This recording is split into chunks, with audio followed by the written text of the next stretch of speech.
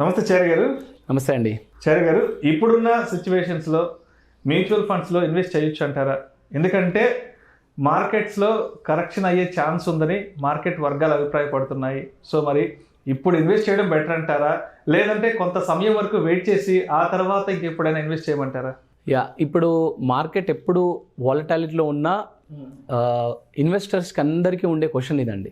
Okay, basic అంటే ఒక చిన్న కరెక్షన్ ఏంటంటే, మ్యూచువల్ ఫండ్స్ అన్నారు కదా మీరు. ఫస్ట్ ఆఫ్ ఆల్ వ్యూయర్స్ అందరికీ ఒక చిన్న క్లారిటీ ఇస్తానండి. అదేంటంటే, మ్యూచువల్ ఫండ్స్ అనగానే మొత్తం మార్కెట్కి సంబంధం ఉంటుంది అని అనుకుంటారు. ఇందులో రెండు రకాల ఇన్వెస్ట్మెంట్స్ ఉన్నాయండి. ఒకటి డెట్ మ్యూచువల్ ఫండ్స్ అంటాము, రెండవది ఈక్విటీ మ్యూచువల్ ఫండ్స్ అంటాము. ఈ డెట్ మ్యూచువల్ ఫండ్స్ ఏవైతే ఉన్నాయో ఇందులో మనం గవర్నమెంట్ సెక్యూరిటీస్ బాండ్స్లో ఇన్వెస్ట్ చేస్తాం మనం. ఓకే, పేపర్స్లలో పెడతాం. సో మనకి ఈ మార్కెట్ వాలటాలిటీ, మార్కెట్ కరెక్షన్స్తో సంబంధం లేదు అది. సో మనం ఇందులో కంఫర్టబుల్గా ఇన్వెస్ట్ చేసుకోవచ్చు. సో మ్యూచువల్ ఫండ్లో, డెట్ ఫండ్స్లో ఎలాంటి ప్రాబ్లం లేకుండా ఇన్వెస్ట్ చేసుకోవచ్చు. అది ఎలాంటి సిచ్యువేషన్ అయినా పర్లేదు. మార్కెట్ కరెక్షన్స్ అనుకోండి, మార్కెట్ హైలో ఉండనివ్వండి, లోలో ఉండనివ్వండి, దీనికి సంబంధం లేదు.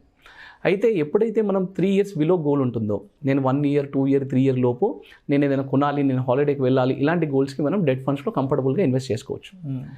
రెండవది 3 to 6 years మధ్యలో ఇన్వెస్ట్ చేసే వాళ్ళకి ఈ అసెట్ అలొకేషన్ ఫండ్స్ ఉంటాయి. మనం దీన్ని బ్యాలెన్స్ ఫండ్స్ అంటాం. ఇందులో ఏమవుతుంది అంటే, ఫండ్ మేనేజర్స్ ఏం చేస్తారు, మ్యూచువల్ ఫండ్స్లో ఉన్న ఫండ్ మేనేజర్స్ ఈక్విటీలో పెరిగినప్పుడు ప్రాఫిట్స్ బుక్ చేసి డెట్ని కొంటారు. డెట్ మళ్ళీ తర్వాత ఈక్విటీ తగ్గినప్పుడు డెట్ నుంచి ఈక్విటీ కొంటూ ఉంటారు అన్నమాట. సో ఇక్కడ ఆల్రెడీ బ్యాలెన్సింగ్ జరుగుతుంది. అండ్ మోర్ ఓవర్ మనం more than 3 years టైం ఇస్తున్నాం ఈ ఫండ్కి, కాబట్టి ఇందులో కూడా మీరు కంఫర్టబుల్గా ఇన్వెస్ట్ చేసుకోవచ్చు అండి, ఎలాంటి ప్రాబ్లం లేదు. సో ఈ రెండు ఫండ్స్కి అంటే బిలో 5 yearsలో డెట్ ఫండ్స్ కానీ బ్యాలెన్స్ ఫండ్స్ కానీ మనము మార్కెట్ కండిషన్స్ని చూడాల్సిన అవసరం లేదు, మనం కంఫర్టబుల్గా ఇన్వెస్ట్ చేసుకోవచ్చు.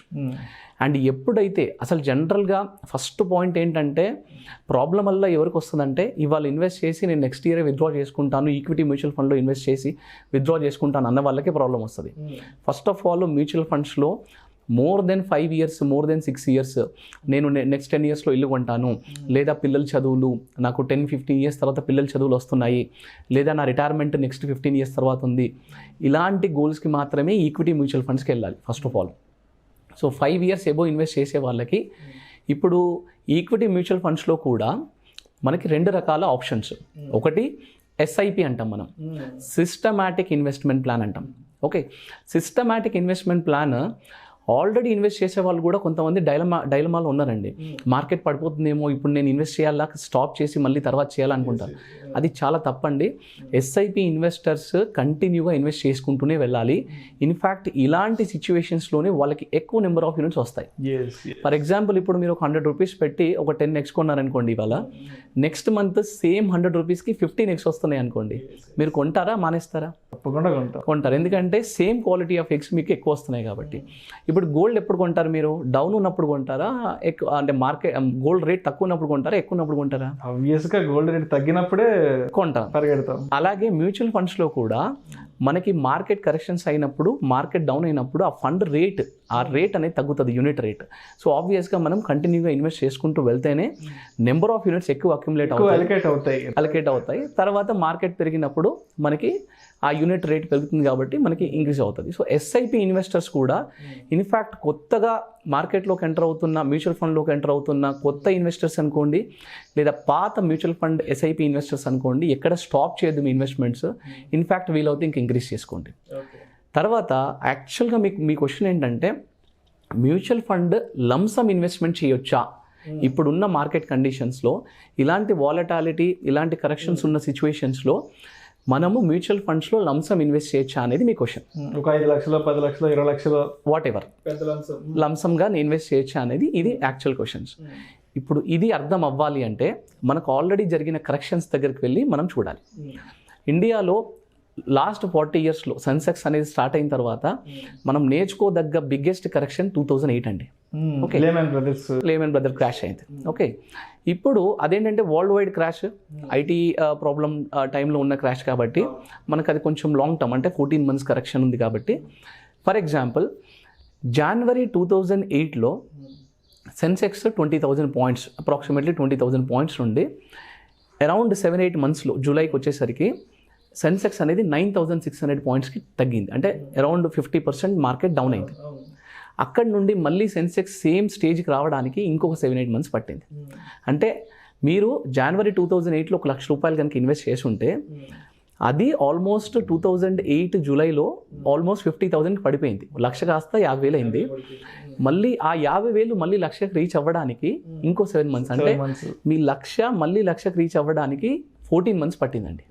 ఓకే, ఇప్పుడు కొంతమంది జనవరి 2008లో ఇన్వెస్ట్ చేసిన వాళ్ళు ఉన్నారు, కానీ ఇంకొంతమంది జూలై 2008లో ఇన్వెస్ట్ చేసిన వాళ్ళు కూడా ఉన్నారు.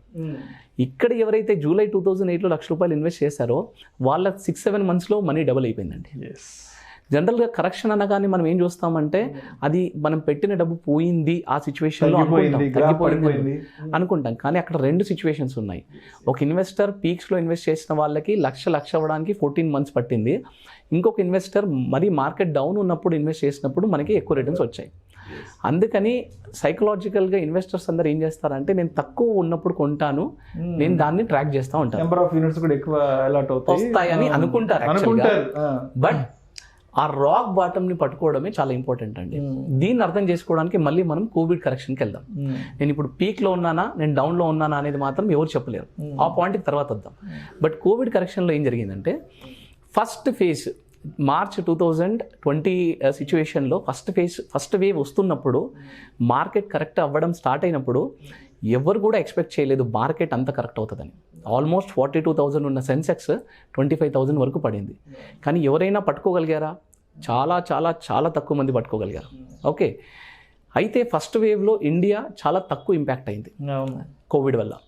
అయితే సేమ్ ఫామ్లో మన వాళ్ళు ఏం చేస్తారంటే మళ్ళీ 42,000 పాయింట్స్కి మళ్ళీ మార్కెట్ సెట్ అయిపోయింది, కోవిడ్ అంతా సిచ్యువేషన్ నార్మల్ అయిపోయింది. మనకి మళ్ళీ సెకండ్ వేవ్ స్టార్ట్ అయింది అరౌండ్ డిసెంబర్ టైంలో. అప్పుడు ఏమనుకున్నారంటే ఇండియా చాలా ఇంపాక్ట్ అవుతుంది, లాస్ట్ టైం కూడా సెన్సెక్స్ అనేది 40% కరెక్షన్ అయింది కదా, ఇలాగే కరెక్షన్ అవుతుంది, దీంతో పాటు ఇంకా చాలా పారామీటర్స్ ఉన్నాయి, దీనివల్ల డౌన్ అవుతుంది అనుకున్నారు. కానీ సెకండ్ వేవ్లో ఇండియా కోవిడ్ వల్ల చాలా భయంకరంగా ఇంపాక్ట్ అయినప్పటికీ కూడా మార్కెట్ ఎలాంటి డిప్ తీసుకోలేదండి. ఇన్ఫ్యాక్ట్ అక్కడ నుండి వెనక్కి తిరిగి చూడకుండా 50,000 సెన్సెక్స్ దాటిపోయింది, 55-60 వరకు వెళ్ళిపోయింది. సో ఎప్పుడు డౌన్ అవుతుంది, ఎప్పుడు పెరుగుతుంది, ఏ ఫ్యాక్టర్ వల్ల డౌన్ అవుతుంది, ఏ ఫ్యాక్టర్ వల్ల అప్ అవుతుంది, నెక్స్ట్ ఫ్యూచర్లో ఇలా జరుగుతుందా అని even Warren Buffett cannot tell. No one can predict. కొన్ని పారామీటర్స్ తీసుకొని ఇక్కడ కరెక్షన్ అవ్వచ్చు అని చెప్పగలుగుతారు, కానీ అది ఖచ్చితంగా డౌన్ అవుతుందని చెప్పలేరు. కోవిడ్ లాంటి situations, climatic conditions, political issues ఇవన్నీ మనకు చెప్పి వచ్చేవి కాదు. సో అవి జరుగుతూ ఉంటాయి, మనం చూస్తూ ఉంటాం. అందుకని జనరల్గా వారెన్ బఫెట్ కోట్ ఏంటంటే don't time the market, spend time in the market. Okay, don't time the market. మనం మార్కెట్ని టైం చేయలేము, అందుకని spending time in the market is very important. ఇప్పుడు ఇలాంటి సిచ్యువేషన్లో మనం ఏం చేయాలి అంటే మ్యూచువల్ ఫండ్లో ఎస్ఐపి కాకుండా ఇంకొక ఆప్షన్ ఉందండి, సిస్టమాటిక్ ట్రాన్స్ఫర్ ప్లాన్ అని. సో ఎస్టీపీలో మనం ఏం చేస్తామంటే మీరు ఇన్వెస్ట్ చేయాలనుకున్న లంసమ్ అమౌంట్ని తీసుకెళ్ళి ఒక లిక్విడ్ ఫండ్లో పెడతాం. అంటే ఒక ఫర్ ఎగ్జాంపుల్ ఎక్స్ మ్యూచువల్ ఫండ్లో మీరు ఇన్వెస్ట్ చేయాలనుకున్నారు, ఎక్స్ ఈక్విటీ మ్యూచువల్ ఫండ్లో ఇన్వెస్ట్ చేయాలనుకున్నారు. డైరెక్ట్గా ఈక్విటీలో మనం ఎందుకు పెట్టట్లేదు? నెక్స్ట్ 1 year మనకు డైలమాటిక్ సిచ్యువేషన్ ఉంది కాబట్టి మనం డైరెక్ట్గా ఈక్విటీలో పెట్టట్లేదు. అందుకు మనం ఏం చేస్తామంటే అదే కంపెనీలో ఎక్స్ లిక్విడ్ ఫండ్లోకి వెళ్తాం, అది మార్కెట్కి సంబంధం లేదు. అందులో మన మనీని పార్క్ చేసి దానికి మనం ఒక స్టాండర్డ్ ఇన్స్ట్రక్షన్ ఇస్తాం. మనకి ఇక్కడ ఉన్న ఆప్షన్ ఏంటంటే ఎస్ఐపిలో మనం ఎవ్రీ మంత్ మాత్రమే ఇన్వెస్ట్ చేయొచ్చు, కానీ ఇక్కడ ఏంటంటే మీరు స్టాండర్డ్ ఇన్స్ట్రక్షన్ పెట్టేసి ఎవ్రీ వీక్లీ కూడా మనం ఈక్విటీకి పంపించవచ్చు ఈ ఫండ్ని. ఆటోమేటిక్గా మన ఇన్వాల్వ్మెంట్ లేకుండా ఇది ఆటోమేటిక్గా వెళ్తూ ఉంటుంది. ఎవ్రీ వీక్ పెట్టొచ్చు, ఎవ్రీ ఫోర్ట్నైట్ పెట్టొచ్చు, ఎవ్రీ మంత్ పెట్టొచ్చు. మనం ఇష్టం ఉన్నప్పుడల్లా దాన్ని ఆటోమేటిక్ పెట్టొచ్చు. లేదా సడన్గా మనము ఒక 1 yearకి పెట్టామనుకోండి ఎస్టీపీ, సడన్గా 3rd monthలో మార్కెట్ బాగా డౌన్ అయింది అనుకోండి, ఇది మంచి టైం మనం ఎంటర్ అవ్వాలి అనుకున్నప్పుడు మనం 1 lakh లోంచి ఒక 50,000 కూడా మనం మూవ్ చేసుకోవచ్చు అనమాట. ఆ ఫెసిలిటీ కూడా ఉంటుంది అందులో. సో మార్కెట్ని టైం చేస్తూ కూర్చోవడం కంటే కూడా ఎస్టీపీ ద్వారా మార్కెట్లో టైం స్పెండ్ చేసుకుంటూ ఉండడం చాలా చాలా ఉత్తమం అండి. అండ్ నేను చాలా క్లారిటీగా చెప్పాను మీకు ముందే, ఎవరైతే 5 years, 6 years, 10 years ఎబోవ్ ఉంటారో మ్యూచువల్ ఫండ్లో వాళ్ళు మాత్రమే మ్యూచువల్ ఫండ్ ఈక్విటీ మ్యూచువల్ ఫండ్స్లో ఇన్వెస్ట్ చేయాలి. మనకి 1 year, 2 year గురించి ఈక్విటీ మ్యూచువల్ ఫండ్లో ఇన్వెస్ట్ చేయొద్దు. ఎవరైతే గోల్ 5 year, 10 year ఉందో ఇలాంటి కరెక్షన్స్ ఎన్నో వచ్చాయండి. ఇలాంటి కరెక్షన్స్ ఎన్నో వచ్చాయి. 2002 తీసుకోండి, 2008 తీసుకోండి, 2020 తీసుకోండి, 2016 డిమానిటైజేషన్ తీసుకోండి, ఇలాంటి కరెక్షన్స్ వస్తూ పోతూ ఉంటాయి. మ్యూచువల్ ఫండ్స్లో డెట్ ఫండ్స్కి ప్రాబ్లం లేదు, బ్యాలెన్స్డ్ అసెట్ అలికేషన్ ఫండ్స్కి ప్రాబ్లం లేదు, ఎస్ఐపి ఈక్విటీ ఎస్ఐపి ఇన్వెస్టర్కి అస్సలు ప్రాబ్లం లేదు. ఇన్ఫ్యాక్ట్ అది చాలా అడ్వాంటేజ్. అండ్ లంసమ్ పెట్టే వాళ్ళు మాత్రం చాలా జాగ్రత్తగా ఎస్టీపీ మోడ్లో ఇన్వెస్ట్ చేసుకుంటూ వెళ్ళడం ఇట్స్ ఆల్వేస్ బెటర్ అండి. Thank you so much Chari గారు.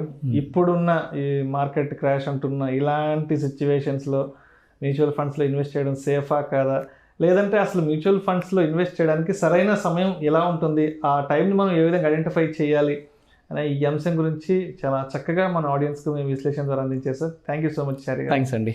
నమస్తే.